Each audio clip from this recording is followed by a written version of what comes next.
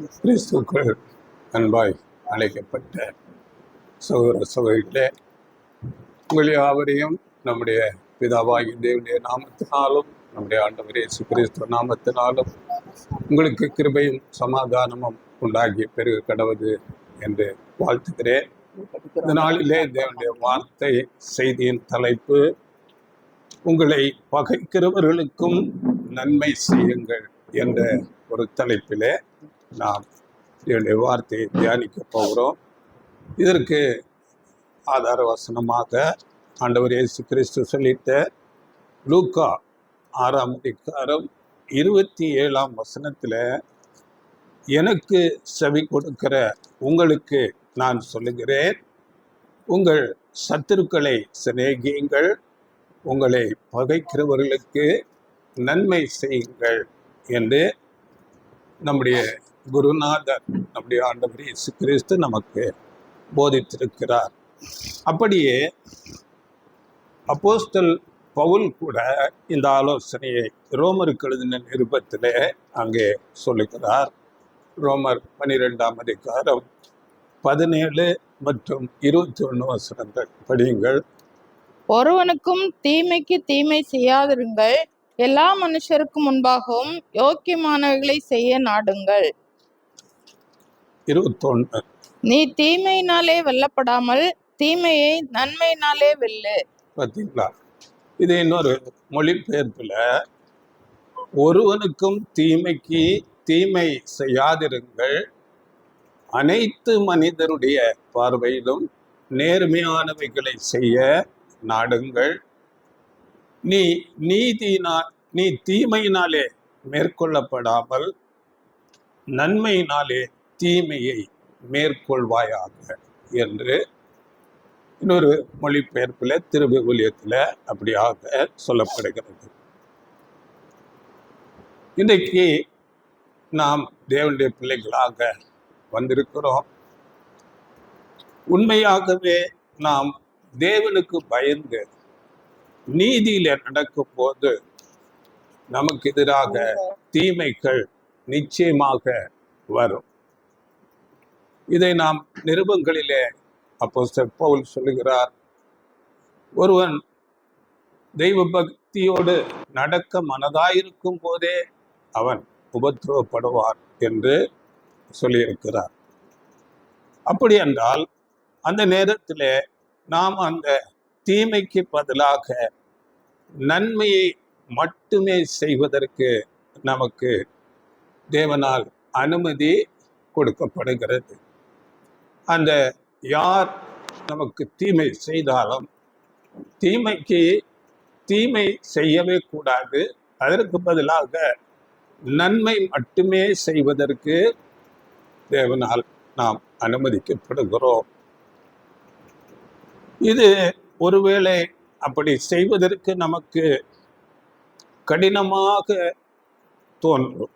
ஆனால் அப்படி செய்தால்தான் அது நமக்கு நன்மையாக இருக்கும். இது தேவன் வைத்திருக்கிற ஒரு ஆசீர்வாதம். தீமைக்கு நன்மை செய்தால் அது நமக்கு ஆசீர்வாதம். இதை குறித்து எரேமியாவின் புஸ்தகத்தில் 7ஆம் அதிகாரம் 23ஆம் வசனத்தில் அங்கே சொல்லும்போது, நான் உங்களுக்கு கற்பிக்கும் எல்லா வழியிலும் நீங்கள் உங்களுக்கு நன்மை உண்டாகும்படி நடவுங்கள் என்று அங்கே கர்த்தர் சொல்லுகிறார். அப்படி என்றால் தேவன் நமக்கு போதிக்கிற ஒவ்வொரு வார்த்தைகளுக்கும் நாம் அப்படியே கீழ்ப்படிந்தால் அது நமக்கு நன்மையாகவே இருக்கும். இன்னும் கூட நீதிமொழிகளின் புஸ்தகத்துல 1ஆம் அதிகாரம் 33ஆம் வசனத்துல சொல்லும் போது, படிங்கள் அந்த வசனம். நீதிமொழிகள் 1:33. எனக்கு செவி கொடுக்கிறவன் எவனோ அவன் விக்னமின்றி வாசம் பண்ணி ஆபத்துக்கு பயப்படாமல் அமைதியா இருப்பான். பார்த்தீங்களா? எனக்கு செவி கொடுக்கிறவன் எவனோ, யாராயிருந்தாலும் அவன் பாதுகாப்போடு வாழ்ந்து ஆபத்திற்கு பயப்படாமல் அமைதியாக இருப்பார். தேவனுடைய வார்த்தைகளை கேட்டு அதற்கு கீழ்ப்படுகிற யாராக இருந்தாலும் அவர்களுக்கு தேவனுடைய ஒரு பாதுகாப்பு உண்டு.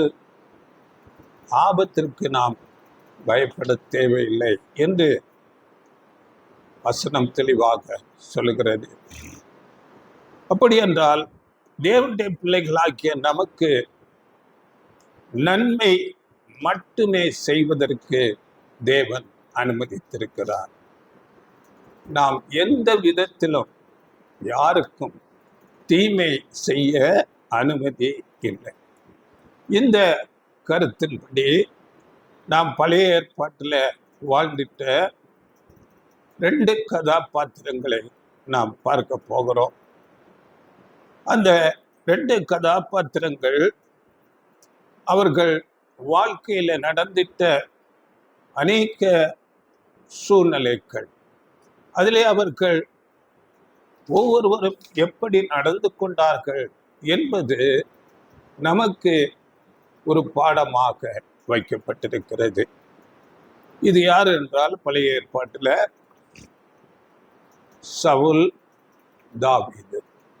இந்த 2 பேரையும் நாம் ஒப்பிட்டு பார்க்க போகிறோம். அவர்கள் வாழ்க்கையில் நடந்த அநேக சூழ்நிலைகள், இவைகளை நாம் ஒப்பிட்டு பார்த்து அவர்களுடைய முடிவு எப்படியாக இருந்தது, அவர்களுக்கு தேவன் பேர்ல இருந்த பக்தி வைராக்கியம், அதனால் தேவனுடைய ஆசீர்வாதம் எப்படி இருந்தது என்பவைகளை குறித்து நாம் பார்க்க போகிறோம்.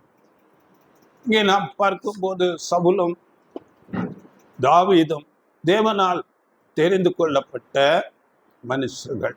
2 பேரும் தேவனால் தெரிந்து கொள்ளப்பட்டவர்கள் தான். இவர்கள் 2 பேருக்கும் தேவனுடைய ஆவி கொடுக்கப்பட்டிருந்தது. ஆனால் பாருங்கள், சவுல் அங்கே இஸ்ரேல் ஜனங்களுக்கு ராஜாவாக இருக்கும் போது அங்கே தேவன் ஒரு காரியத்தை செய்வதற்கு அங்கே கட்டளை கொடுக்கிறார். இது 1 சாமுவேல் 15ஆம் அதிகாரத்திலே வருகிறது. அங்கே அமலேக்கியர் மேலே யுத்தம் பண்ணி அந்த அமலேக்கியர் எல்லாரையும், பெண்கள், பிள்ளைகள், ஆடு மாடு எல்லாவற்றையும் அங்கே அழித்து கொன்று போட தேவனால் கட்டளை கொடுக்கப்படுகிறது. சவுல் தேவ கட்டளையின்படியே அங்கே யுத்தத்துக்கு போனார். ஆனால் தேவன் சொன்னதை அப்படியே செய்யாமல் அந்த தேசத்தின் ராஜாவாகிய ஆகாகை உயிரோடு பிடித்து கொண்டார்.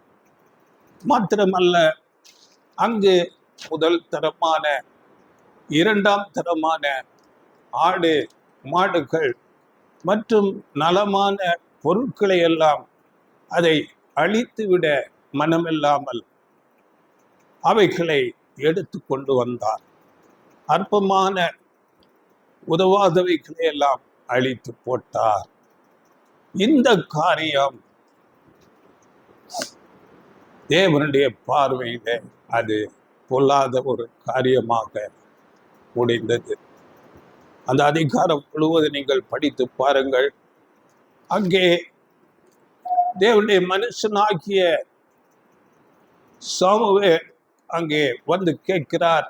கேட்கும்போது அங்கே சவுல், இது நம்முடைய தேவனாகிய கர்த்தருக்கு நாங்கள் பலியிடும்படியாக எடுத்துக்கொண்டு வந்தோம் என்று அங்கே பதில் சொல்லுகிறார். ஆனால் தேவனுடைய மனுஷனாகிய சாமுவேல் அதற்கு என்ன பதில் சொல்லுகிறார்? படியுங்கள் 22ஆம் வசனம். அதற்கு சாமுவேல், கர்த்தருடைய சத்தத்திற்கு கீழ்ப்படுகிறதை பார்க்கிலும் சர்வாங்க தகனங்களும் பலிகளும் கர்த்தருக்கு பிரியமாய் இருக்குமோ? பலியை பார்க்கிலும் கீழ்ப்படிதலும் ஆட்டுக்கடாக்களின் நினத்தை பார்க்கிலும் செவி கொடுத்தலும் உத்தமம். பார்த்தீங்களா? அப்போ இங்க கர்த்தருடைய குரலுக்கு கீழ்ப்படுகிறதை பார்க்கிலும் எந்தவித ஒரு பலியும் தேவனுக்கு பிரியம் அல்ல. கீழ்ப்படிதல் பலியை விட சிறந்தது. தேவனுக்கு கீழ்ப்படிதல் ஆட்டுக்கடாக்களின் கொழுப்பை விட மேலானது என்று வேதம் சொல்லுகிறது. அதனால தேவனுடைய வார்த்தையை அப்படியே கேட்க வேண்டும், அதை அப்படியே கீழ்ப்படிய வேண்டும். அதுதான் தேவனுடைய சித்தம் செய்வது. அப்படி கீழ்ப்படியாததுனால பாருங்கள், அங்கே உடனே 26ஆம் வசனத்துல அங்கே சாமுவேல் சவுலை பார்த்து என்ன சொல்லுகிறார் பாருங்கள். சாமுவேல் சவுலை பார்த்து, நான் உம்மோடே திரும்பி வருவதில்லை. கர்த்தருடைய வார்த்தையை புறக்கணித்தீர். நீர் இஸ்ரவேலின் மேல் ராஜாவாய் இராதபடிக்கு கர்த்தர் உம்மையும் புறக்கணித்து தள்ளினார் என்றான். பார்த்தீங்களா? கர்த்தருடைய வார்த்தையை நீர் புறக்கணித்தீர், அதனால நீர் இனிமேல் இஸ்ரவேலின் மேல் ராஜாவாய் இராதபடிக்கு உம்மையும் கர்த்தர் புறக்கணித்து தள்ளினார்.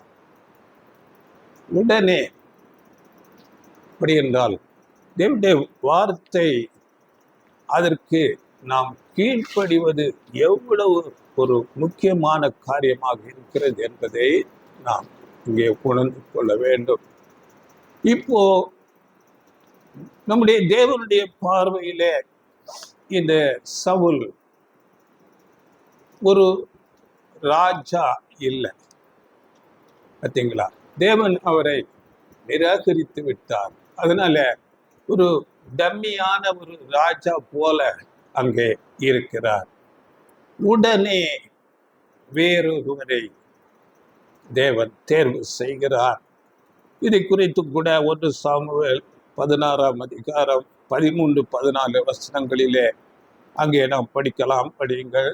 அப்பொழுது சாமுவேல் தைல கொம்பை எடுத்து அவனை அவன் சகோதரன் நடுவிலே அபிஷேகம் பண்ணினான். அந்நாள் முதற்கொண்டு கர்த்தருடைய ஆவியானவர் தாவீதின் மேல் வந்து இறங்கி இருந்தார். சாமுவேல் எழுந்து ராமாவுக்கு போய்விட்டான். கர்த்தருடைய ஆவி சவுலை விட்டு நீங்கினார். கர்த்தரால் வரவிடப்பட்ட ஒரு பொல்லாத ஆவி அவனை கலங்க பண்ணி கொண்டிருந்தது. உடனடியாக அங்கே சவுல் நீக்கப்பட்டார். தேவனுடைய பார்வையிலிருந்து ராஜாவாய் இராதபடி அங்கே தாவீதை தேவன் அபிஷேகம் பண்ணிவிட்டார். இப்பொழுது தேவனுடைய பார்வையிலே தாவீது தான் அங்கே இஸ்ரேல் ஜனங்களுக்கு ராஜா. இப்படி அபிஷேகம் பண்ணின உடனே அங்கே தேவனுடைய ஆவி தாவீதின் மேல் அங்கே இறங்கி வந்தது. அதே சமயத்துல அங்கே சவுலின் மேல் இருந்த அந்த தேவ ஆவி எடுத்து கொள்ளப்பட்டு அங்கே பொல்லாத ஆவி அவர் மேல் வந்தாச்சு. பாருங்கள், இப்போ ஒரு சூழ்நிலையில தாவீது மேல அந்த சவுல் ராஜாவுக்கு எரிச்சலும் பொறாமையும் இருக்கிறது. இது என்ன ஒரு சூழ்நிலை? அந்த சூழ்நிலையை குறித்து நாம் பார்க்கும்போது இதை நாம் அறிந்ததுதான். அங்கே பெலிஸ்தியர்கள் இஸ்ரேல் மேலே யுத்தம் பண்ண வருகிறார்கள். அங்கே ஒரு பராக்கிரமசாலி ஆக்கிய கோலியாத் என்ற ஒரு மனுஷன் வருகிறார். அவன் உயரம் பார்க்கும்போது 6 முழம் 1 ஜான் என்று சொல்லப்பட்டிருக்கிறது. எல்லா மனுஷரை விட மிக உயர்ந்தவனாக, பராக்கிரமம் யுத்தத்திலே சிறந்தவனாக, அவனுடைய உடல் முழுவதும் போர்க்கவசங்களால் கவர் பண்ணி கொண்டு அங்கே அழைப்பு விடுக்கிறார். உங்களில் ஒருவரை என்னோடு யுத்தம் பண்ண அனுப்புங்கள். அப்படி அவர் என்னை மேற்கொண்டு ஜெயித்தால் நாங்கள் உங்களுக்கு அடிமை, இல்லாமல் நான் அவனை மேற்கொண்டு ஜெயித்தால் நாங்கள் உங்களுக்கு அடிமை என்று இப்படியாக அங்கே ஒரு வார்த்தையை அங்கே பேசிக்கொண்டு இருக்கிறார். இந்த சூழ்நிலையில இஸ்ரேல் அந்த படைகள் சவுல் முதல் கொண்டு எல்லாரும் பயந்து நடுங்கிக் கொண்டிருக்கிறார்கள். ஆனால் தேவனால் அபிஷேகம் பண்ணப்பட்ட தாவீது தேவனுடைய பலத்திலே வருகிறார். அங்கே ஒரு கல் எடுத்துக்கொண்டு வந்து அதன் மூலமாக அந்த தாவீதை அங்கே ஒரே கல் மூலமாக அங்கே வீழ்த்துகிறார். இது தாவீது செய்யவில்லை, தேவன் தாவீதோடு கூட இருந்து அந்த ஒரு பலத்த காரியத்தை செய்து அந்த கோலியாத்தை வீழ்த்துகிறார். இதை குறித்து நீங்கள் படித்துக் கொள்ளுங்கள். 1 சாமுவேல் 17ஆம் அதிகாரம் 49, 50 இந்த வசனங்களிலே இந்த காரியங்கள் வருகிறது. 51ஆம் வசனத்துல அதை படியுங்கள். ஆகையால் தாவீது பெலிஸ்தனண்டையில் ஓடி அவன் மேல் நின்று அவன் பட்டயத்தை எடுத்து அதை அவன் உறையிலிருந்து உருவி அவனை கொன்று அதனாலே அவன் தலையை வெட்டி போட்டான். அப்பொழுது தங்கள் வீரன் செத்து போனான் என்று பெலிஸ்தர் கண்டு ஓடி போனார்கள். பார்த்தீங்களா, அங்க தாவீதிடத்திலே பட்டயம் கூட இல்லை, வெறும் ஒரு கல். அங்கே தேவ பலத்திலே அந்த யுத்த வீரன் பராக்கிரமசாலி அவனை வீழ்த்துகிறார். வீழ்த்தின உடனே அருகாமையிலே ஓடி போய் அவனுடைய பட்டயத்தையே எடுத்து அவன் தலையை வெட்டி போடுகிறார். இது தேவ செயலாக அங்க நடக்கிறது. இதை கேள்விப்பட்ட இஸ்ரேல் ஜனங்கள், பெண்கள் எல்லாருமாக சேர்ந்து அங்கே ஆடல் பாடலோடு மகிழ்ச்சியோடு அங்கே தாவீதை கொண்டாடுகிறார்கள். இந்த வசனம் படிங்க. 1 சாமுவேல் 18ஆம் அதிகாரம் 6-9 வசனங்கள். தாவீது பெலிஸ்தனை கொன்று திரும்பி வந்த பின்பு ஜனங்கள் திரும்ப வரும்போதும் ஸ்திரீகள் இஸ்ரவேலின் சகல பட்டணங்களிலும் இருந்து ஆடல் பாடலுடன் புறப்பட்டு மேளங்களோடும் கீத வாத்தியங்களோடும் சந்தோஷமாய் ராஜாவாகிய சவுலுக்கு எதிர்கொண்டு வந்தார்கள். அந்த ஸ்திரீகள் ஆடி பாடுகையில் சவுல் கொன்றது 1000, தாவீது கொன்றது 10000 என்று முறையாக பாடினார்கள். அந்த வார்த்தை சவுலுக்கு விசனமாய் இருந்தது. அவன் மிகுந்த எரிச்சல் அடைந்து தாவீதுக்கு 10000 எனக்கோ 1000 கொடுத்தார்கள், இன்னும் ராஜாங்க மாத்திரம் அவனுக்கு குறைவாயிருக்கிறது என்று சொல்லி அந்நாள் முதற்கொண்டு சவுல் தாவீதை காய்மாகாரமாய் பார்த்தான். பார்த்தீங்களா? அப்படி என்றால் எரிச்சல், பொறாமை அங்கே தாவீது மேல வந்தது. இப்போ தேவனுடைய பார்வையில இந்த சவுல் ஒரு பேரளவுக்கு டம்மியான ஒரு ராஜா. ஆனால் உண்மையான ராஜா தேவனுடைய பார்வையில தாவீது. ஆனால் தாவீதுக்கு எந்தவித அதிகாரம் இல்லை, அங்கே கிரீடம் இல்லை, அவருக்கு சேனைகள் இல்லை, எந்த ஒரு அங்கீகாரம் கூட தாவீதுக்கு இல்லை. ஆனால் தேவனுடைய பார்வையிலே தாவீது தான் உண்மையான ராஜா. இந்த ஒரு சூழ்நிலையிலிருந்து பாருங்கள், அந்த சவுல் தாவீதை துரத்தி கொண்டே இருக்கிறார். அவனை கொன்று போடும்படியாக தாவீதை துரத்தி கொண்டே இருக்கிறார். அதே சமயத்துல தாவீது ஓடிக்கொண்டே இருக்கிறார். உண்மையான ராஜா, தேவனுடைய பார்வையில உண்மையான ராஜா, தேவ ஆவியை பெற்ற மனுஷனாகிய தாவீது ஓடுகிறார். ஆனால் பேரளவுக்கு மாத்திரம் இருக்கிற அந்த ராஜா உண்மையான ராஜாவை துரத்துகிறார். இதை தேவன் அனுமதித்தார். இப்போ ஏன் இதை தேவன் அனுமதித்தார் என்று நாம் பார்க்கும்போது தாவீது இதை குறித்து கூட சில இடங்களிலே பேசுகிறார். சங்கீதங்களின் புஸ்தகங்களிலே நீங்கள் படித்து கொள்ளுங்கள். 56ஆம் சங்கீதம், 57ஆம் சங்கீதம், 63 சங்கீதங்களில் எல்லாம் அவருடைய இந்த ஒரு அங்கலாய்ப்பை, அவருடைய மனநிலையை அவர் அங்கே எழுதுகிறார். நான் ஏன் இப்படியாக ஓடிக்கொண்டே இருக்கிறேன், தேவன் ஏன் இந்த காரியத்தை எனக்கு அனுமதித்தார் என்று அங்கங்கே அந்த வார்த்தைகளை அவர் பாடலாக பாடுகிறார். தாவீது பாருங்கள், தாவீது எந்த ஒரு தீமையும் செய்யவில்லை, அவர் நன்மை தான் செய்தார். இஸ்ரேல் தேசத்துக்கே நன்மை செய்தார். சவுல் அந்த நன்மைக்கு தீமை செய்யும்படியாக தாவீதை துரத்துகிறார். தேவன் அதை அனுமதிக்கிறார். தேவன் அதை அனுமதிக்கிறார். பாருங்கள், இதனுடைய காரணம் என்ன என்று நாம் பார்க்கும்போது, தாவீது ராஜா என்ற ஒரு அந்த சிங்காசனத்திலே உட்கார வேண்டும் என்றால் அந்த தாவீதுக்கு தேவன் எதிர்பார்க்கிற நல்ல குணங்கள் அவரிடத்திலே வர வேண்டும். அதற்காக தேவன் இந்த காரியத்தை அங்கே அனுமதிக்கிறார். இந்த மாதிரி பாருங்கள், பேரளவுக்குள்ள அந்த சவுல் ராஜா தனக்கு நன்மைக்கு தீமை செய்யும்படியாக துரத்தி கொண்டிருந்த போதிலும்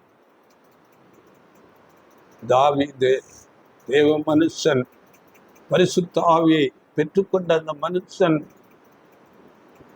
அங்கே தேவன் பேரில் எந்தவித ஒரு கோபமோ அவபக்தியோ இல்லாமல் அவர் விசுவாசத்திலே இன்னும் பலப்பட்டவராக, பயபக்தியிலே இன்னும் வைராக்கியமுடையவராக அவர் இருக்கிறார். இதை நமக்கு நாம் ஒப்பிட்டு பார்க்க வேண்டும். நம்மை இந்த நாட்களிலே தேவன் ராஜாக்களாக அபிஷேகம் பண்ணியிருக்கிறார். நமக்கும் எந்த விதமான அதிகாரம் இல்லை, கிரீடம் இல்லை, சிங்காசனம் இல்லை. பாருங்கள், தேவன் எதிர்பார்க்கிற ஒரு தகுதி நிலையை அடையும்படியாக நம்மையும் பலவிதமான சூழ்நிலைகளிலே நடத்துவார். இந்த வாழ்க்கையில பலவிதமான சூழ்நிலைகளிலே நடத்துவார். அந்த சூழ்நிலைகளிலே நம்மை பகைக்கிறவர்களுக்கு, நமக்கு தீமை செய்கிறவர்களுக்கு நாம் தீமை செய்யவே கூடாது. நாம் அங்கே பார்க்கும்போது அங்கே தாவீது எந்த விதமான தீமையும் செய்யவில்லை, நன்மை செய்தார். ஆனால் அங்கே சவுல் அந்த நன்மைக்கு தீமை செய்யும்படியாக அவரை துரத்துகிறார். ஆண்டவர் இயேசு கிறிஸ்து கூட நமக்கு சொன்னது போல, நான் உங்களுக்கு சொல்லுகிறேன், நீங்கள் சத்ருவுக்கும் நன்மை செய்யுங்கள். நன்மை மாத்திரமே செய்யும்படியாக நமக்கு அனுமதிக்கப்பட்டிருக்கிறது. காரணம் என்னவென்றால், நாம் தேவனுடைய ராஜ்யத்திலே ராஜாக்களாக, ஆசாரியர்களாக இருந்து இந்த முழு மனுக்குலத்தையும் ஆசீர்வதிக்கும்படியாக, அவர்களுக்கு நன்மையாக இருக்கும்படி இந்த நாட்களிலே நம்மை அழைத்திருக்கிறார். அதற்காக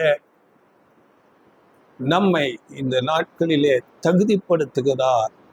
நம்முடைய குணம் அதற்கேற்ற தகுதி அடையும்படியாக இப்படிப்பட்டதான அநேக சூழ்நிலைகளை நமக்கு அனுமதிக்கிறார்.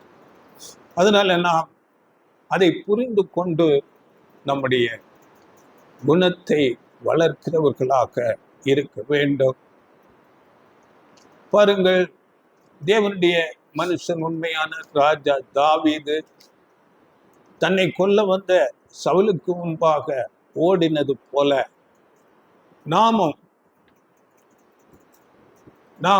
நன்மை செய்தாலும் அதற்கு தீமை வரும். அப்பொழுது எந்த விதத்திலும் நாம் அந்த தீமைக்கு தீமை செய்யவே கூடாது. நமக்கு அநேக நேரங்களிலே நாம் சோர்ந்து போய் அநேக கேள்விகள் நமக்கு வரும்.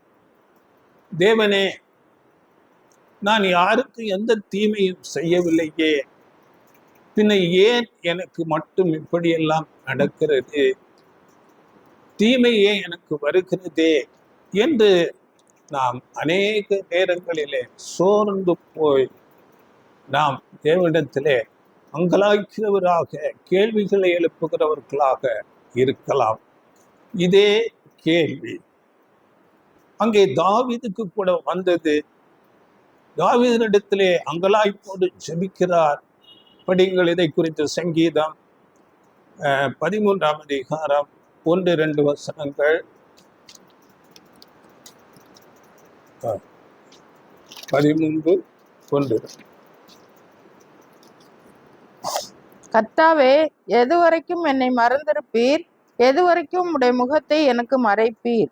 என் இருதயத்திலே சஞ்சலத்தை நித்தம் நித்தம் வைத்து எதுவரைக்கும் என் ஆத்மாவிலே ஆலோசனை பண்ணிக்கொண்டிருப்பேன்?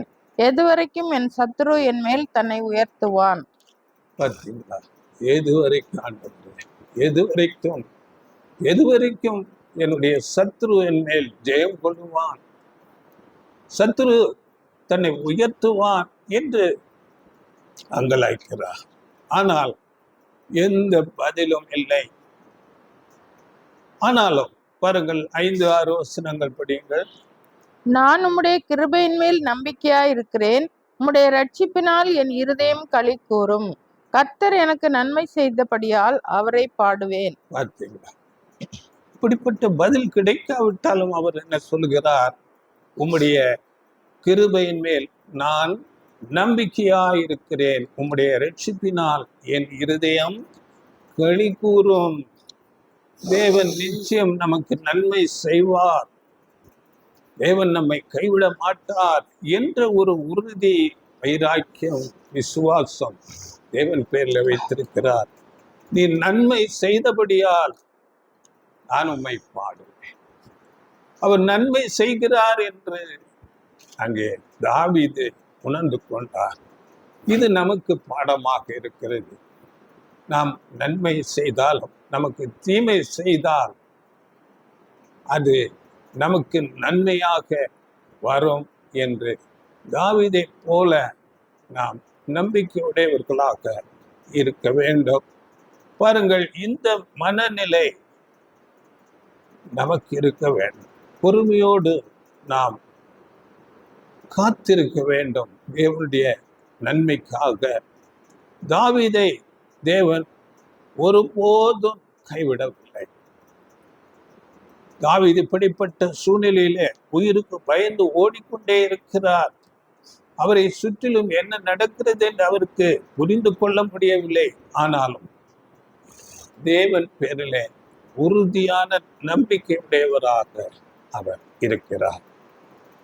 பாருங்கள், இன்னொரு வசனம் சொல்லும்போது, மனுஷரை நம்புவதை பார்க்கிலும் தேவன் பேரிலே பற்றுதலாய் இருப்பதே நல்லா. அப்படியாக ஒரு உறுதி காண்பிக்கிறார். அப்படி நாம் தேவனை சார்ந்து உண்மை உத்தமமாய் இருந்தால் தேவன் இப்படிப்பட்ட காரியங்களை நமக்கும் அனுமதிப்பார்.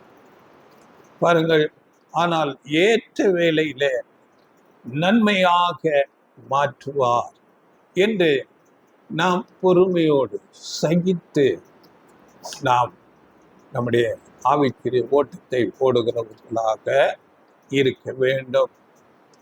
அதனால நமக்கு தெரிந்த வசனம் தான் ரோமர் 8ஆம் அதிகாரம் 28ஆம் வசனத்துல நம்ம எல்லாரும் அறிந்திருக்கிறோம். அன்றியும் அவருடைய தீர்மானத்தின்படி அழைக்கப்பட்டவர்களாய் தேவனிடத்தில் அன்பு கூறுகிறவர்களுக்கு சகலமும் நன்மைக்கு ஏதுவாகவே நடக்கிறது. சகலமும் அது ஒரு நித்தியமான நன்மைக்காக நடக்கிறது என்று வசனம் நமக்கு தெளிவாக சொல்லுகிறது.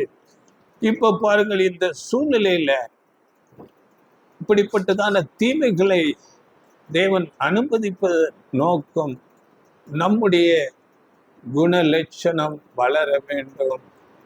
நாம் அந்த ராஜாக்கள் ஆசாரியர்கள் என்ற தகுதியை அடைவதற்கு நம்மை இப்படியாக வழி நடத்துகிறார். இப்படிப்பட்டதான சூழ்நிலைகளை தேவன் அனுமதிக்கிறார்.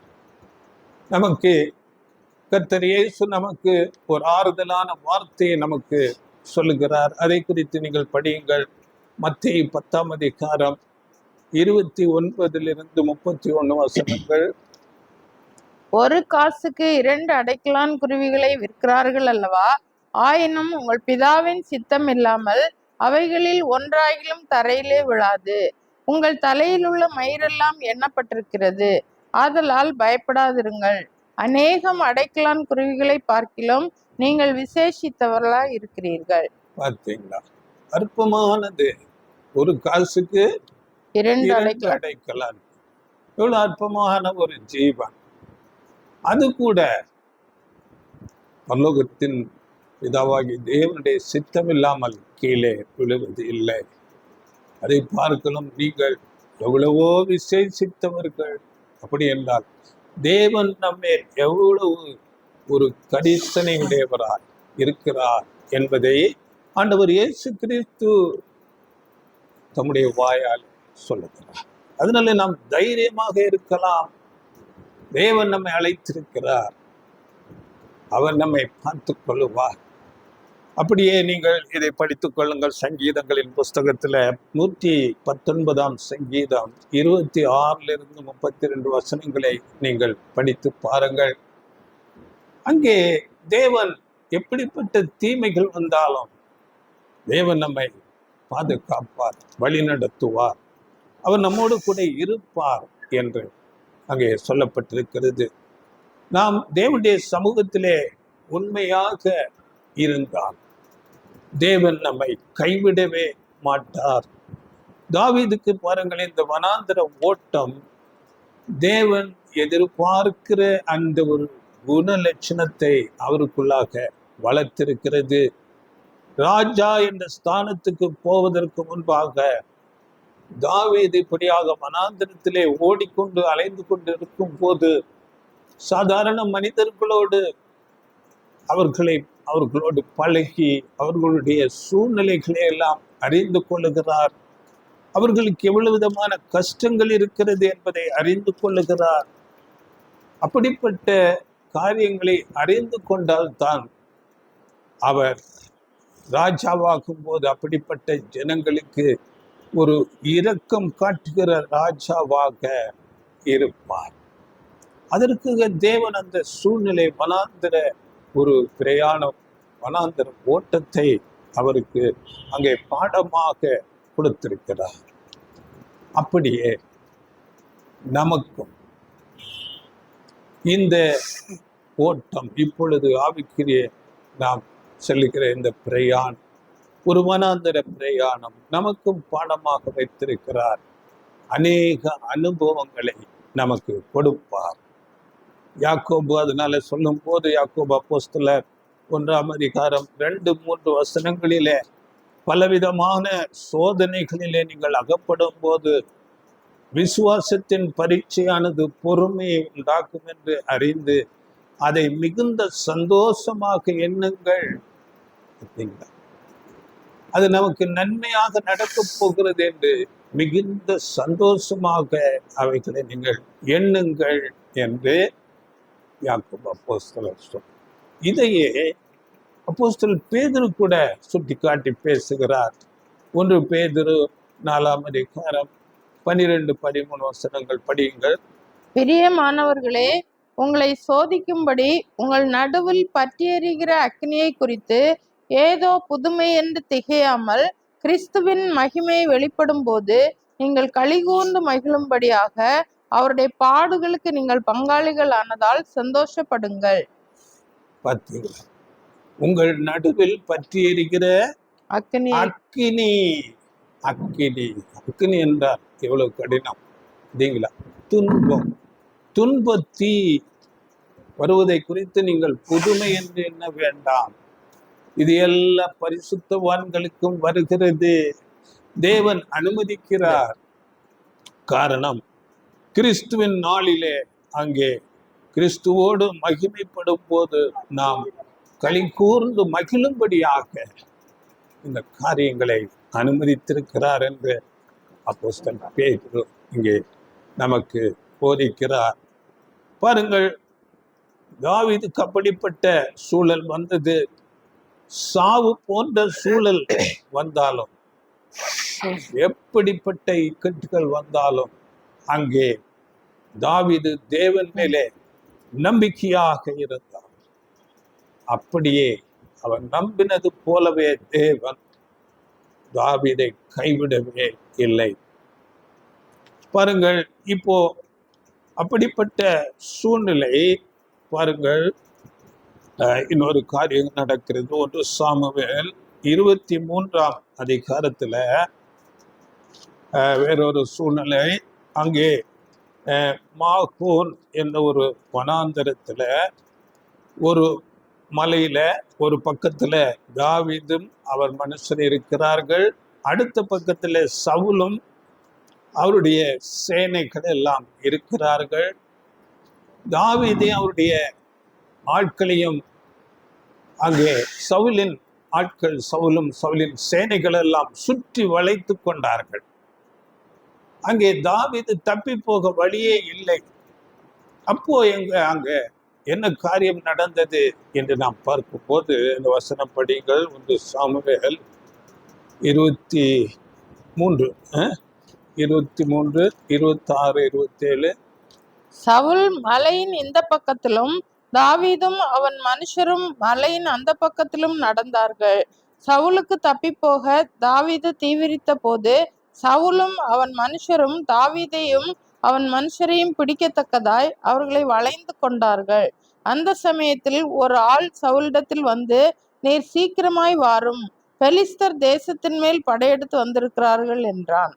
பார்த்தீங்களா, அங்கே தேவன் அந்த இடத்திலே ஒரு சூழ்நிலையை உருவாக்குகிறார். தாவீது தப்பி போக வழி இல்லை. அப்பொழுது பாருங்கள், பெலிஸ்தியர் நம்மோடு யுத்தம் பண்ண வந்து விட்டார்கள் என்று அழைக்கும் போது 28 கூட படிங்க. அதனால் சவுல் தாவீதை பின் தொடர்கிறதை விட்டு திரும்பி பெலிஸ்தரை எதிர்க்கும்படி போனான். ஆதலால் அவ்விடத்திற்கு சேலா அம்மாலிகோத் என்று பெயரிட்டார்கள். பார்த்தீங்களா, அந்த சூழ்நிலையை தேவன் மாற்றி போடுகிறார். அதனால தாவீதை தேவன் தப்புவித்தார். அந்த மாதிரி ஒரு இக்கட்டான சூழ்நிலை, தப்பி போக வழியே இல்லாத சூழ்நிலையில தேவன் நிச்சயம் தப்புவிப்பார். அதனால நாம் தேவனை உறுதியாக பற்றி கொள்ள வேண்டும். பாருங்கள், இன்னும் அடுத்த ஒரு சூழ்நிலை தாவீதுக்கு பாருங்கள், ஒரு உச்சகட்ட சோதனை வருகிறது. இந்த காரியம் 1 சாமுவேல் 26ஆம் அதிகாரத்திலே அங்கே வருகிறது. அங்கே சவுலும் அவனுடைய சேனைகளும் தூங்கி கொண்டிருக்கிறார்கள். அங்கே தாவீதும் அவருடைய உடன் ஆட்கள், சேனைகள், அங்கே அபிஷாய் என்ற ஒரு பெரிய யுத்த வீரன் அங்கே போய் பார்க்கும்போது எல்லாரும் தூங்குகிறார்கள். அப்பொழுது சவுலும் தூங்கி கொண்டிருக்கிறார், எல்லா சேனைகளும் தூங்குகிறார்கள். அங்கே தாவீதோடு இருந்த அந்த யுத்த வீரன் கேட்கிறார், அபிஷாய், நான் அவரை ஒரே குத்தாக குத்தி போடட்டா கேட்கிறார். 7-8 வசனங்கள். அப்படியே தாவீதும் அபிசாயும் ராத்திரியிலே அந்த ஜனங்களுக்குள்ளே வந்தார்கள். இதோ சவுல் ரதங்கள் இருக்கிற இடத்திலே படுத்து நித்திரை பண்ணினான். அவன் தலைமாட்டில் அவனுடைய ஈட்டி நிலத்திலே குத்தி இருந்தது. அவனை சுற்றிலும் அப்னேரும் ஜனங்களும் படுத்து கொண்டிருந்தார்கள்.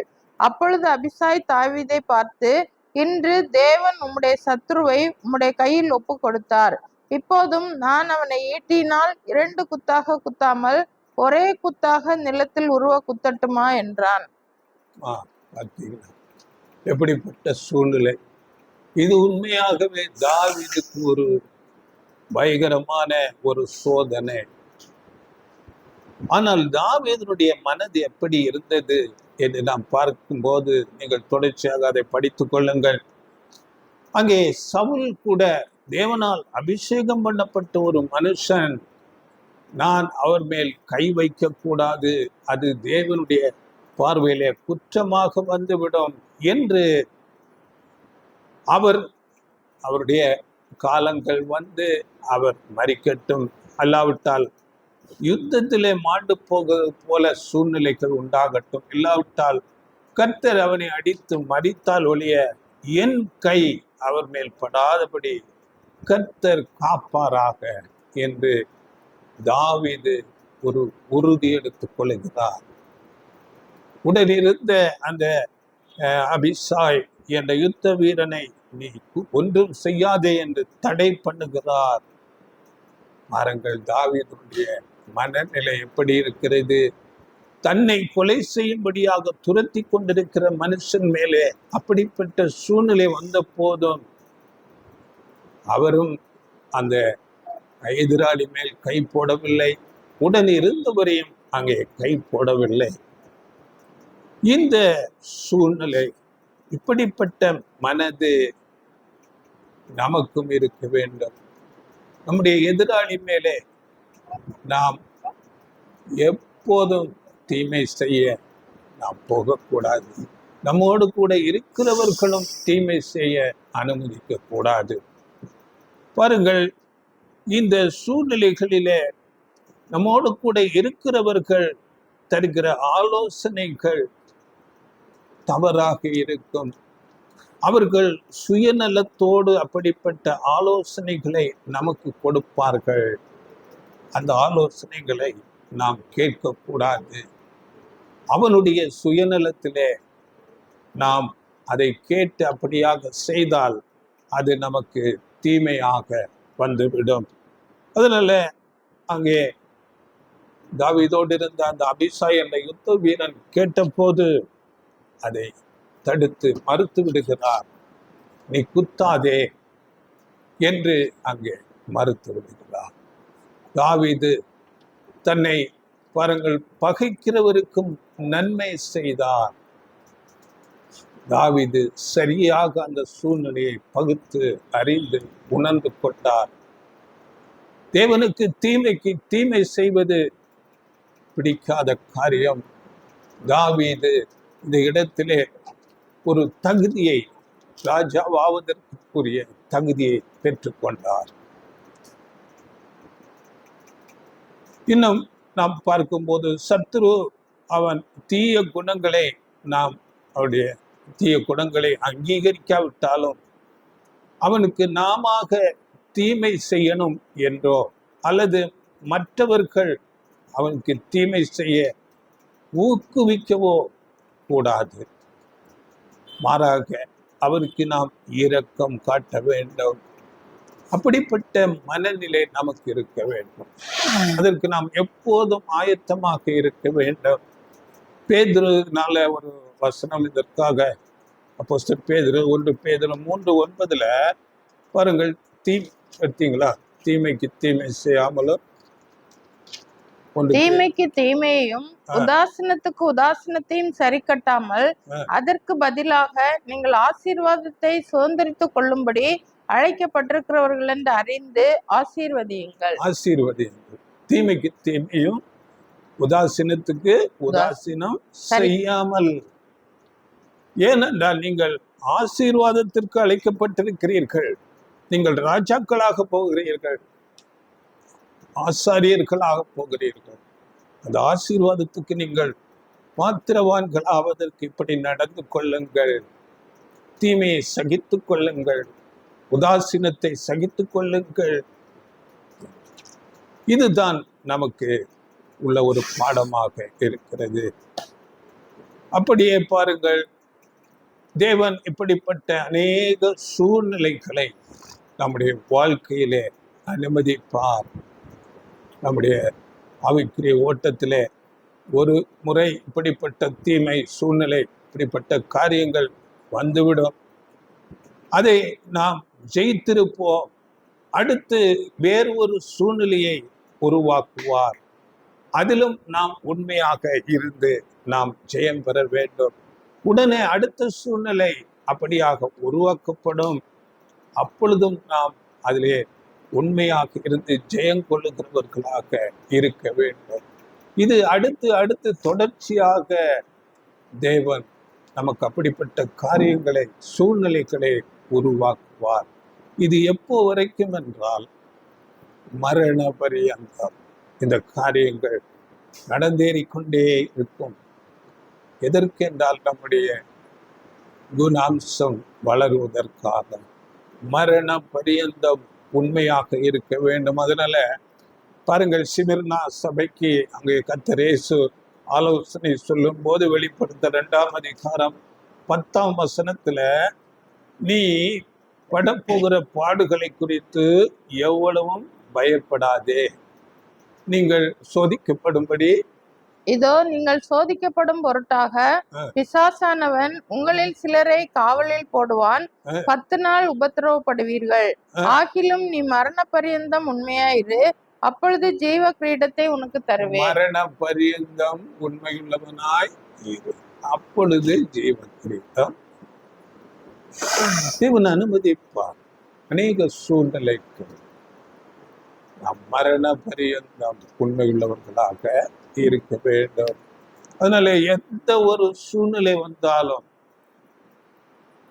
நாம் தேவனுக்கு உண்மை உள்ளவர்களாக, தீமைக்கு தீமை செய்யாதவர்களாக, தீமைக்கு பதிலாக நன்மை செய்கிறவர்களாக இருக்க வேண்டும்.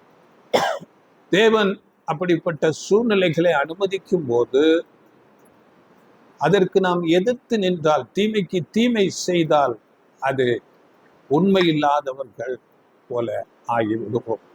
சில நேரம் நம்முடைய மாம்ச பலவீனத்திலே அப்படியாக எதிர்த்து நின்று நாம் தீமை செய்தால் சோர்ந்து போய் பாருங்கள், தேவனுக்கு பிரியமில்லாத காரியத்தை நாம் சில நேரங்களிலே தீமைக்கு தீமை செய்து விடுவோம். அது தேவனுக்கு பிரியமில்லாதது, அது பாவமாகப்படும். அப்படிப்பட்ட சூழ்நிலையிலே நாம் உடனடியாக மனம் வருந்தி தேவ சமூகத்திலே நம்மை தாழ்த்தி உடனடியாக உணர்ந்து தேவனுடைய சமூகத்திலே ஜெபித்து மன்னிப்பை பெற்றுக்கொள்ள வேண்டும். மன்னிப்பை பெற்றுக்கொண்டு ஆவிக்குரிய இந்த ஒரு ஓட்டத்திலே நாம் தைரியமாக தொடர வேண்டும். பாருங்கள், தாவீது கூட ஒரு சந்தர்ப்பத்திலே தவறு செய்கிறார். ஆனால் அவர் தவறு என்று உணரும் போது உடனடியாக அங்கே தாழ்த்தி தேவனிடத்திலே மன்னிப்பை பெற்றுக் கொள்கிறார். அதே சமயத்திலே சவுல், அவருடைய தவறு அங்கே சுட்டி காட்டப்பட்டாலும் அவர் அதை தவறு என்று ஒத்துக்கொள்ளவே இல்லை. அதனால வசனம் சொல்லுகிறது, தேவன் நம்மை மன்னிக்கிறவராய் இருக்கிறார். சங்கீதங்களின் புஸ்தகத்துல படிங்கள், தேவன் நிச்சயமாக மன்னிக்கிறார். 30வது சங்கீதம் 3-4 வசனங்கள். 30வது சங்கீதம். கர்த்தாவே, நீர் என் ஆத்துமாவை பாதாளத்திலிருந்து ஏற பண்ணி நான் குழியில் இறங்காதபடி என்னை உயிரோடே காத்தீர். கர்த்தருடைய பரிசுத்தவான்களே, அவரை கீர்த்தனம் பண்ணி அவருடைய சங்கீதம் 30:3-4. என்ன வசனம்? யார் நிலை நிற்பார்?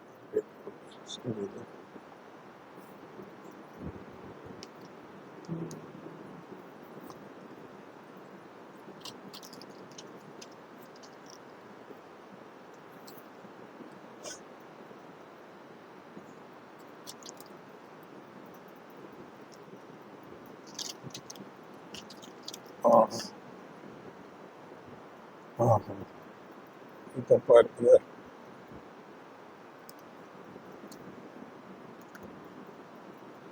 130 பாருங்க, 130.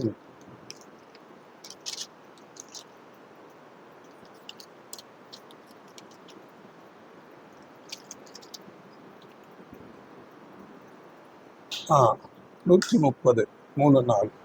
கர்த்தாவே, நீர் அக்கிரமங்களை கவனித்திருப்பீரானால் யார் நிலை நிற்பான்? ஆண்டவரே, உமக்கு பயப்படும்படிக்கு உம்மிடத்தில் மன்னிப்பு உண்டு. பார்த்தீங்களா? நம்முடைய குற்றங்களை அவர் பார்த்தால் அங்கே யாரும் நிற்க முடியாது. அவரிடத்திலே மன்னிப்புகள் உண்டு. அப்படியே சங்கீதம் 103:10 கூட அவர் நம்முடைய பாவங்களுக்கு தக்கதாக நமக்கு செய்யாமலும் நம்முடைய அக்கிரமங்களுக்கு தக்கதாக சரி கட்டாமலும் இருக்கிறார் என்று சொல்லுகிறார். தேவன் பாவங்களை மன்னிக்கிறார். அதனால நாம் உணர்த்தப்படும் போது, பலவீனத்துல சில நேரங்களிலே தவறும் போது தேவனிடத்திலே நம்மை தாழ்த்தி நாம் தேவனிடத்திலே மன்னிப்பு கேட்கும் போது அவர் நம்மை மன்னிக்கிறார். இதுல நமக்கு என்ன பாடம் இருக்கிறது என்றால் பாருங்கள், நாம் எதிர்பார்க்காத எப்படிப்பட்ட சூழ்நிலைகளுக்குள்ளே போனாலும், பயங்கரமான தீமைகள் சூழ்நிலைகளுக்குள்ளே நாம் போயிட்டால் கூட நம்மை அழைத்தவர் தேவன், நமக்கு உதவியாக தேவன் நமக்கு பின்னால் இருக்கிறார். நம்முடைய ஆண்டவர் இயேசு கிறிஸ்து நம்மோடு கூட இருக்கிறார் என்ற ஒரு மனநிலை நமக்கு இருக்க வேண்டும். அப்படிப்பட்ட மனநிலை இருந்தால் நாம் எப்படிப்பட்ட உபத்திரவங்கள் வந்தாலும் நாம் அதை சகித்து நாம் சரியாக ஓட அதற்கு உதவியாக இருக்கும். அப்படிப்பட்ட மனநிலை இல்லை என்றால் தேவன் நம்மோடு கூட இருக்கிறார், ஆண்டவர் இயேசு கிறிஸ்து நம்மோடு கூட இருக்கிறார் என்ற மனநிலை, அந்த உணர்வு இல்லை என்றால் நாம் தவறுக்கு மேலே தவறு செய்து விழுந்து பாவத்திலே போவதற்கு அதிக வாய்ப்பு உண்டு. அதனால தாவீது அந்த தவறை எப்போதும் செய்யவில்லை.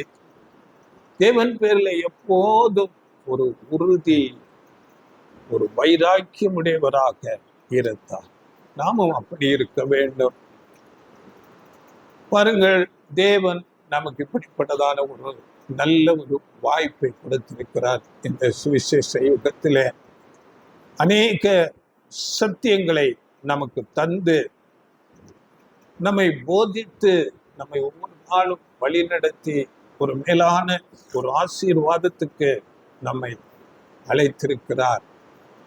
இந்த ஒரு அழைப்பை நாம் சரியாக பயன்படுத்தாமல் ஒருவேளை நாம் கவனக்குறைவாக இருந்தால் அந்த இடத்துக்கு எப்படி சவுலை தள்ளி கொண்டு தாவீதை கொண்டு வந்தார்களோ அப்படியே வேறு ஒருவரை தேவன் ஏற்படுத்துவார். அதனால நாம் தேவனால தெரிந்து கொள்ளப்பட்டிருக்கிறோம். தேவனிடத்திலே நாம் அதிக உறுதி, ஜெபத்திலே அவரோடு நாம் அதிக ஒரு ஐக்கியம் பாராட்டுகிறவர்களாக, தொடர்பிலே அதிக பயத்தோடு பக்தி வைராக்கியத்தோடு நாம் இருக்க வேண்டும். வேதத்திலே நாம் அதை படிக்கிறோம். ரோமருக்கு எழுதின நிருபம் 12:11-12 நீங்கள் படித்து பாருங்கள். அசதியாயிராமல் ஜாக்கிரதையாய் இருங்கள், ஆவியிலே அனலாயிருங்கள், கர்த்தருக்கு ஊழியம் செய்யுங்கள், நம்பிக்கையிலே சந்தோஷமாயிருங்கள். அங்கே நமக்கு வாக்குத்தத்தங்கள் கொடுக்கப்பட்டிருக்கிறது.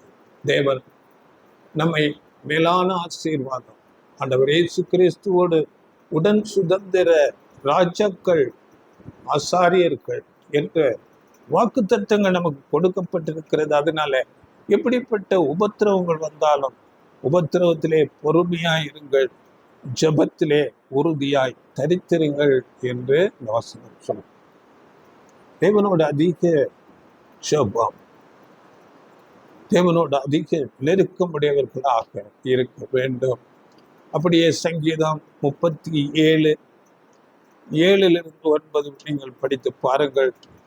கர்த்தரை நோக்கி அமர்ந்து அவருக்கு காத்திரு, பொல்லாப்பு செய்ய ஏதுவான எரிச்சல் உனக்கு வேண்டாம். கர்த்தரை நோக்கி காத்திருக்க வேண்டும், பொறுமையோடு தீமைகளை சகித்து கொண்டு. அப்பொழுது நமக்கு தேவன் எல்லாவற்றின் நன்மையாக ஏற்ற வேளையிலே அவர் மாற்றி போடுவார். நாம் இந்த நாட்களில் அநேக சத்திய பாடங்களை கேட்கிறோம். என்னுடைய வார்த்தைகள் நமக்கு கொடுக்கப்படுகிறது. அதை நாம் மனதிலே அவைகளை நன்றாக உள்வாங்கி அதை இருதய பலகையிலே நாம் பதித்து கொண்டு இந்த வார்த்தையின்படி நடக்க அதிக முயற்சி எடுக்க வேண்டும், அதிக பிரயாசம் எடுக்க வேண்டும். வேதம் அதைத்தான் சொல்லுகிறது. சங்கீதங்களின் புஸ்தகத்துல நாம் அறிந்திருக்கிறோம் 37:31 அவனுடைய தேவன் அருளிய வேதம் அவன் இருதயத்தில் இருக்கிறது, அவன் நடைகளில் ஒன்றும் பிசகுவதில்லை. என்னுடைய வார்த்தை இருதயத்துக்குள்ளே பதிந்திருந்தால் மாத்திரமே நம்முடைய நடை உறுதிப்பட்டதாக இருக்கும். பாருங்கள், நம்மை ஒருத்தர் பகைக்கிறார் என்றால் அவரை நேசிக்கிறது தான் நமக்கு தேவனால் கொடுக்கப்பட்ட ஒரு கட்டளையாக இருக்கிறது. அந்த ஒரு குணாம்சத்தை நம்மிலே நாம் வளர்த்து கொள்ள வேண்டும். இது பேசுவது சுலபம், உடனடியாக வராது. அதற்காக நாம் தேவனுடைய சமூகத்திலே பொறுமையோடு ஜெபிக்க வேண்டும், தேவ பலத்தை பெற்றுக்கொள்ள வேண்டும். அப்படி நாம் அந்த மனநிலைக்கு வந்தால்தான் நாம் மேலான ஆசீர்வாதத்தை பெற்றுக்கொள்ள முடியும். தேவனுடைய ராஜ்யத்துல ஆண்டவர் இயேசு கிறிஸ்துவோடு ராஜாக்களாக இருக்கும்போது இந்த உலகத்து ஜனங்கள் எல்லாம் மரித்தோரிலிருந்து உயிர்த்தெழுந்து வருவார்கள். நாம் அறிந்திருக்கிறோம், ஆதாமுக்குள் எல்லாருக்கும் மரணம் வந்தது போல ஆண்டவர் இயேசு கிறிஸ்துவுக்குள் எல்லாரும் மரணத்திலிருந்து உயிர்த்தெழுந்து வருவார்கள். அவர்கள் எல்லாரையும் நேசித்து அவர்கள் பலவிதமான பாவ சிந்தனைகளிலே தீமைகளிலே இருப்பார்கள். அந்த மனநிலையோடு வருவார்கள். அவர்களை சீர்படுத்தி பக்குவப்படுத்தி தேவ நீதியிலே வழி நடத்துகிறவர்களாக நாம் அப்போதுதான் இருக்க முடியும். அதற்காக இப்பொழுதே நம்முடைய குணாம்சத்தை நாம் மாற்றிக்கொள்ள வேண்டும் என்பதுதான் தேவன் நமக்கு வைத்திருக்கிற ஒரு காரியமாக இருக்கிறது. அதற்காக அநேக சூழ்நிலைகளை அனுமதிப்பார்.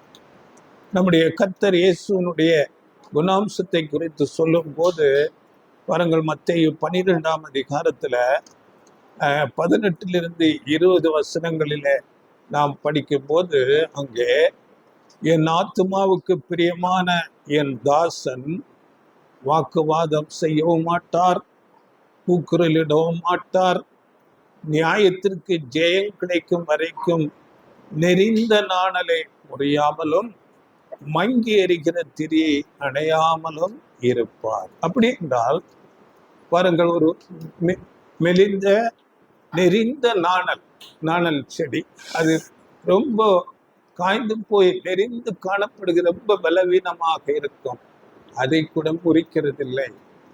மங்கி எறிகிற திரி விளக்கு அணைவதற்கு அப்படி மங்களாக இருக்கிற அதை கூட அணைக்க மாட்டார்.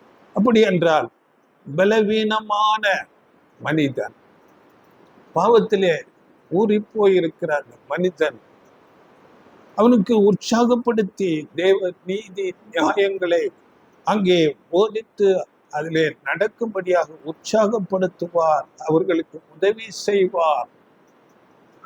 அதுதான் நெறிந்த நாணலை முறியாமலும் மங்கி எறிகிற திரியை அணைவார். அப்படிப்பட்ட மனநிலைக்கு நாமும் வர வேண்டும். இதுதான் தேவன் நமக்கு அநேக சூழ்நிலைகளை இந்த சுவிசேஷைக்கு இந்த ஓட்டத்திலே நமக்கு அனுமதிப்பார். அதை நாம் புரிந்து கொண்டு அவைகளை சகித்து பொறுத்து இப்படியாக நம்முடைய மனநிலையை மாற்றிக்கொள்ள வேண்டும். அடுத்து ஒரு சூழ்நிலையை நாம் பார்க்கலாம். பாருங்கள், அங்கே பிடிக்காத ஒரு நபர் நமக்கு இருக்கிறார் என்றால் அந்த நபருக்கு விரோதமான ஜனங்களை நாம் கூட்டிக் கொண்டு நமக்கு பிடிக்காதவருக்கு விரோதமாக அவருக்கு பிடிக்காதவர்களோடு சேர்ந்து நாம் அவருக்கு தீமை செய்வதற்கு போகக்கூடாது. இதற்கு ஒரு உதாரணம் பழைய ஏற்பாட்டில் நாம் பார்க்கும்போது பாருங்கள், தேவனுடைய மனுஷனாகிய தேவனால் ஏற்படுத்தப்பட்ட மோசே, ஆரோன், இவர்களுக்கு விரோதமாக ஒரு மனுஷன் எழும்புகிறார். கோராகு என்ற ஒரு மனுஷன். இது என்னாகும்?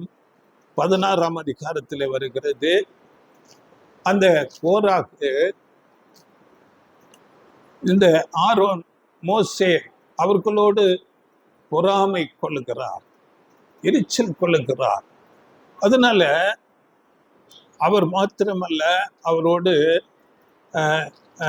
நாத்தான், அபிராம் என்று சிலரையும் சேர்த்து கொண்டு மற்றும் 250 பேரை தன்னோடு சேர்த்து கொண்டு அங்கே மோசே ஆரோனுக்கு எதிராக வருகிறார்.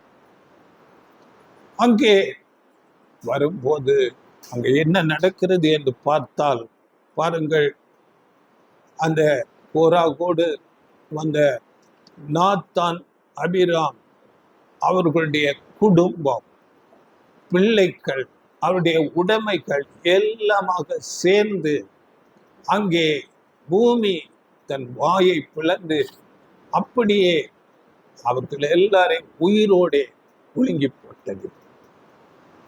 அப்படியே அவரோடு அங்க துணையாக வந்த 250 பேர் மேலும் அங்கே அக்கினி அவர்களை பட்சித்து போட்டது. எல்லாம் அங்கே மரணத்துக்கு போய்விட்டார்கள். அதனால நமக்கு ஒரு விரோதியா இருக்கிறார் என்றால் அவருக்கு விரோதிகளோடு நாம் கூட்டம் கூடக்கூடாது. இது ஒரு பாடமாக இங்கே வைக்கப்பட்டிருக்கிறது. இந்த தவறை தாவீது செய்யவே இல்லை. பாருங்கள், தாவீதோடு கூட சவுலுக்கு எதிரான மனநிலையுடைய 400 பேர் இருந்தார்கள். அவர்கள் தாவீதோடு இருந்த அந்த 400 பேருடைய மனநிலை சவுலுக்கு எப்படியாவது தீமை செய்திட வேண்டும், அவரை அழித்து விட வேண்டும் என்ற மனநிலையிலே இருந்தார்கள். ஆனால் தாவீது எந்த சூழ்நிலையிலும் அந்த சவுலுக்கு தீங்கு வராதபடி பாதுகாத்து கொண்டார். இது வசனம் 1 சாமுவேல் 22ஆம் அதிகாரம் 2ஆம் வசனம்.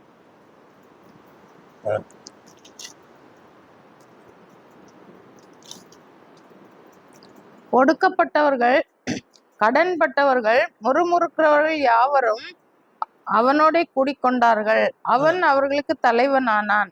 இந்த பிரகாரமாக ஏறக்குறைய 400 பேர் அவனோடு இருந்தார்கள். பார்த்தீங்களா, அங்கே நம்ம முறுமுறுக்கிறவர்கள், சோர்வற்றவர்கள், ஒடுக்கப்பட்ட இவர்கள் எல்லாம் சவுலால அங்கே ஒடுக்கப்பட்டவர்கள், சவுலுக்கு பிரியமில்லாமல் அங்கே இருந்தவர்கள் தாவீதோடு சேர்ந்து கொண்டார்கள்.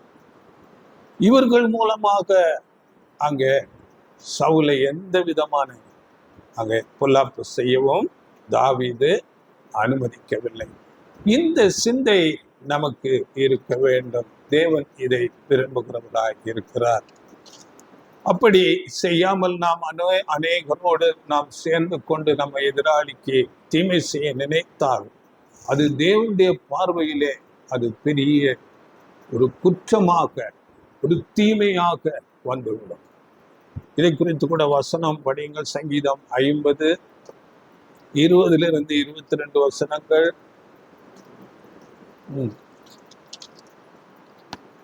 நீ உட்கார்ந்து உன் சகோதரனுக்கு விரோதமாய் பேசி உன் தாயின் மகனுக்கு அவதூறு உண்டாக்குகிறாய். இவைகளை நீ செய்யும்போது நான் மௌனமாய் இருந்தேன். உன்னை போல் நானும் இருப்பேன் என்று நினைவு கொண்டாய். ஆனாலும் நான் உன்னை கடிந்து கொண்டு அவைகளை உன் கண்களுக்கு முன்பாக ஒவ்வொன்றாக நிறுத்துவேன். தேவனை மறக்கிறவர்களே, இதை சிந்தித்துக் கொள்ளுங்கள். இல்லாவிட்டால் நான் உங்களை பீறி போடுவேன், ஒருவரும் உங்களை விடுவிப்பதில்லை. நான் உங்களை பீறி போடுவேன். எப்படிப்பட்ட ஒரு வார்த்தை! தேவ சமூகத்திலிருந்து நாம் தப்பிக்கவே முடியாது. தேவன் எல்லாவற்றையும் பார்க்கிறார். இப்படி நம்ம எதிராளிக்கு விரோதமாக அவருடைய எதிராளிகளோடு நாம் கூட்டம் சேர்ந்து தீமை செய்ய போகக்கூடாது.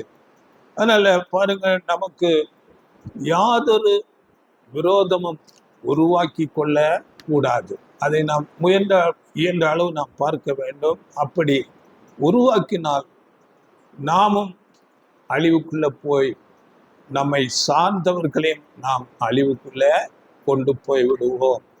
நமக்கு எதிராக யார் எதை செய்தாலும் பொறுமையுடன், இரக்கத்துடனும், நிதானத்துடனும் நாம் நடந்து கொள்ள வேண்டும்.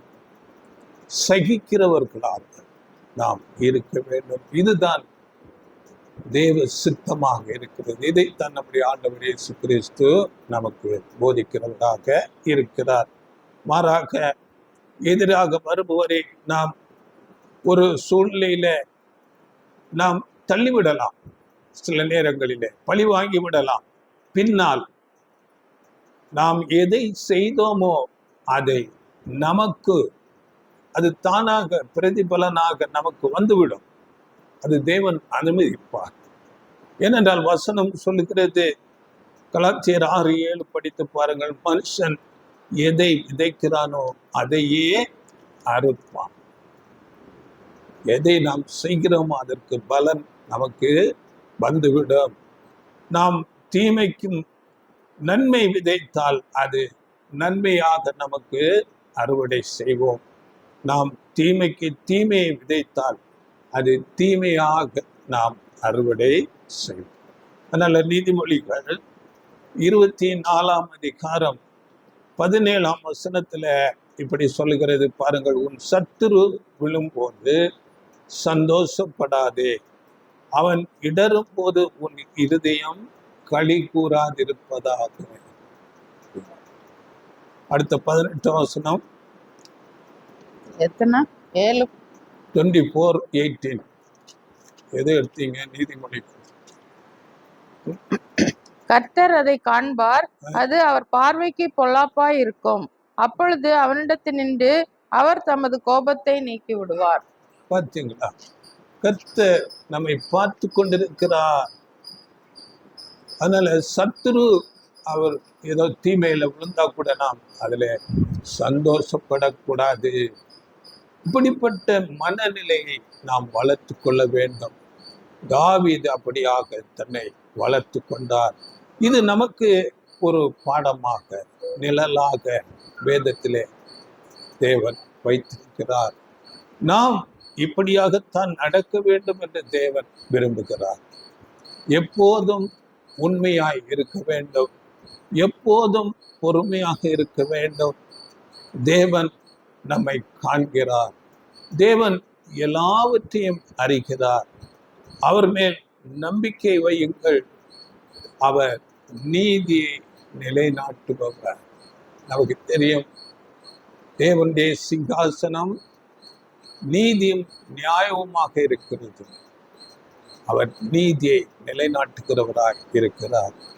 தாவீது பாருங்கள், அத தீமை செய்ய வந்த சவுலை கண்டு ஓடினார். ஏனென்றால் சவுலை கண்டு பயந்து அல்ல, அவர் தாவீது கோலியாத்தியை வீழ்த்தினவர். அதே சமயத்துல சவுல் அந்த கோலியாத்தை கண்டு பயந்தவர். ஒருவேளை பாருங்கள், இந்த சவுல் தாவீதின் மேல் கை வைத்தால் அந்த சூழ்நிலையில ஏதாவது பதிலுக்கு பதில் செய்ய வேண்டியது வந்துவிடும் என்று பயந்து, நான் ஏதாகிலும் அவருக்கு விரோதமாக செய்து விடுவேன் என்று பயந்து அவர் ஓடிக்கொண்டே இருந்தார். இதுதான் தாவீதினுடைய மனநிலை.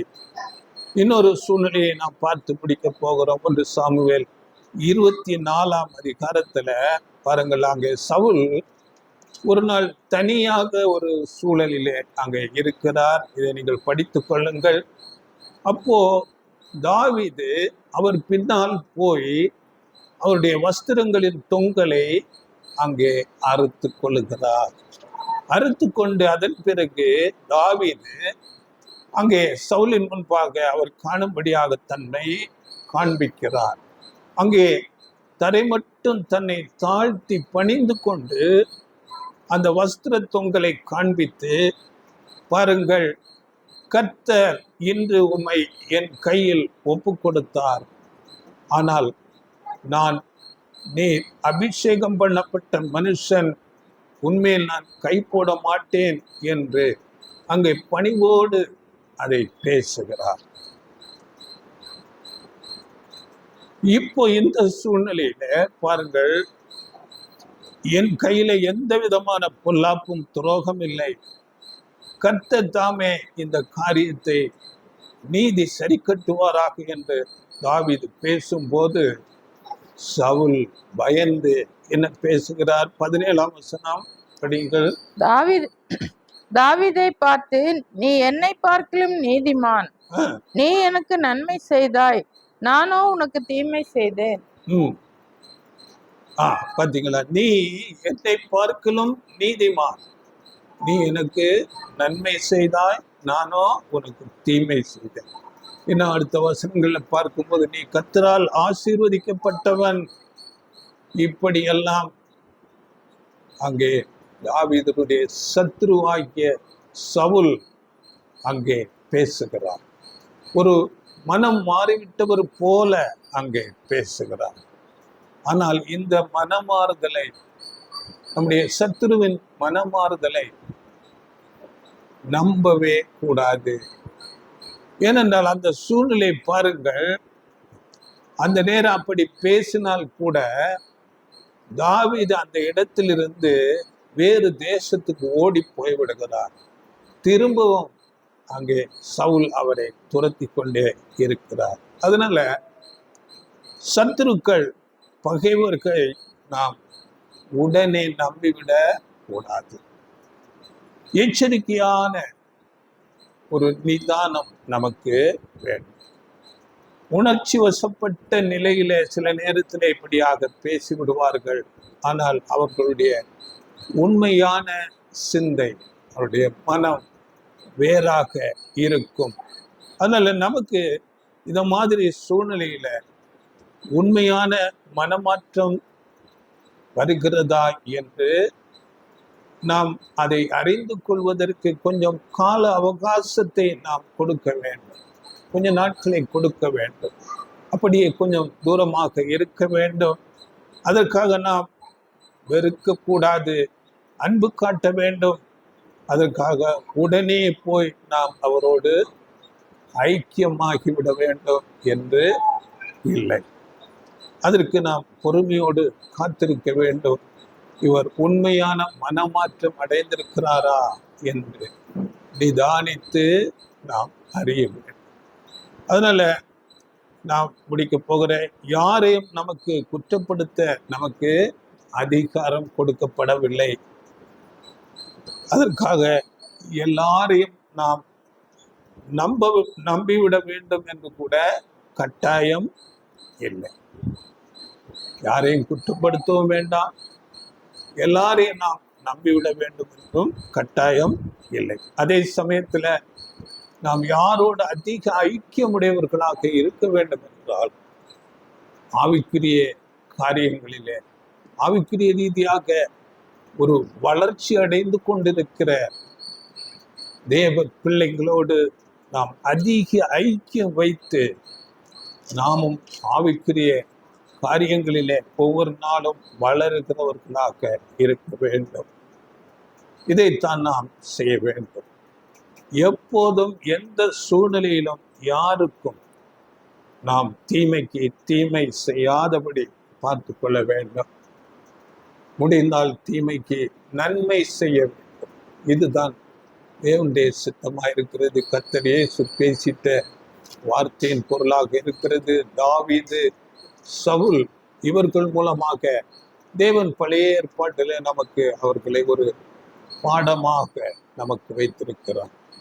வார்த்தைகளை மீண்டும் மீண்டும் கேட்டு நம்முடைய குணலட்சணங்களை நாம் நாளுக்கு நாள் வளர்க்கிறவர்களாக, தீமைக்கு தீமை செய்யாதபடி தீமைக்கு நன்மை செய்கிறவர்களாக, அப்படிப்பட்ட மனநிலையை நாம் வளர்த்து கொள்ள வேண்டும்.